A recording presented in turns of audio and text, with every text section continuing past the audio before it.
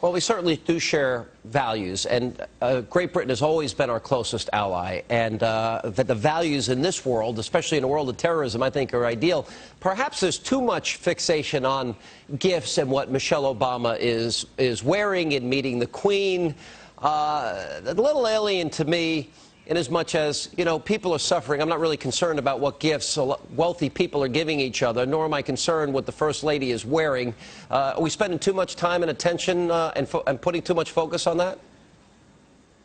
Well, except insofar as it was seen to be a snub when Obama was kind of slapping Brown around. And, you know, I mean, believe me, Brown is not popular in this country. We all know that he's a ninny, but people kind of felt bad that he was being slapped around by Obama when we would rather that we slap him around. Daniel, I'm hoping one day I get to introduce you as Mr. Prime Minister. Thanks for being with us. Appreciate it. Thanks, John. And coming up, as Israel watches the Obama administration meet with Iran, it says it will deal with that threat on its own. Colonel Oliver North is here with analysis. Plus, you won't believe what President Obama uploaded on the Queen's iPod before he handed that over to her. That coming up next. Finally tonight, we told you yesterday about the video iPod that President Obama gave the Queen of England. What we didn't tell you is what videos he uploaded on the device before giving it to her. Now, ABC News' Jake Tapper reports that our always humble president uploaded his own speeches onto the device before handing it over to the Queen. But the real question is, did he include some of these epic moments for Her Royal Highness's viewing pleasure? You send a kid to the emergency room for a treatable illness like asthma. They end up taking up a hospital bed. It costs, you gave them treatment early, and they got some treatment and a breathalyzer, or an inhalator, not a breathalyzer. I haven't had much sleep in the last 48 hours, so.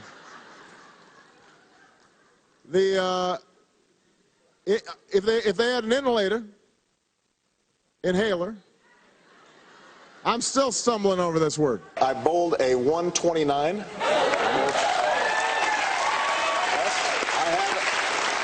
Oh, no, that's very good. Yeah. Oh, that's very good, Mr. President. This is like Special Olympics or something. You start asking, well, what is it exactly that is such a problem that you're seeing? Where's all this waste and spending? Well, you know, you want to replace the federal fleet with hybrid cars. Well, why wouldn't we want to do that? All right, since I'm sure the Queen can never catch her speeches on television or anywhere else, she's probably so grateful that you uploaded them on her iPod. Now she can access you whenever her heart desires.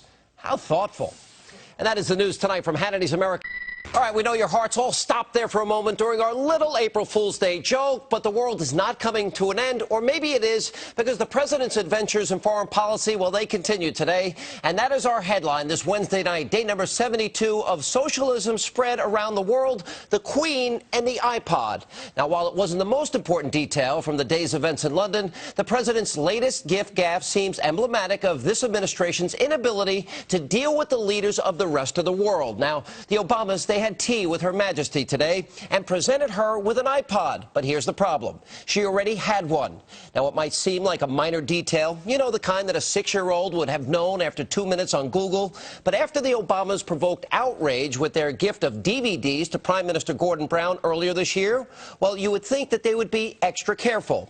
But the administration's tin ear after the last slight of our closest ally is just the latest episode in the administration's not understanding the mood of the globe as they continue to press for an unprecedented redistribution of wealth. Now, I'm not saying that they necessarily have to listen to the left-wing anarchists rioting in the streets, but this president ran on a platform of engagement with Europe and rebuilding America's image abroad. Now, we sure have come a long way from the Brandenburg Gate last summer. Now, just to stay on the lighter side for a second as we get to the more serious issues, you would think that, you know, for example, Kathleen Sebelius, another tax cheat, that they would get their act together. Mm-hmm. You would think after the Gordon Brown DVD present that maybe they would have been a little bit more thoughtful as it relates to the iPod. I thought that was an April Fool's joke. Yeah, I think it's pretty pathetic. I mean, in fairness to the Obamas, this wasn't just the discount movie set from Walmart like they did with Gordon Brown. They gave the Queen an engraved iPod. I think it might have been a better joke if they'd given her an engraved teleprompter. That might have been an appropriate gift from President Obama. But I think basically it doesn't matter to them that much. They don't think in those terms, and that's what's interesting. This guy who claimed to be a citizen of the world at the Brandenburg Gate in Berlin actually pretty much takes the view that the world can go hang when it comes to it.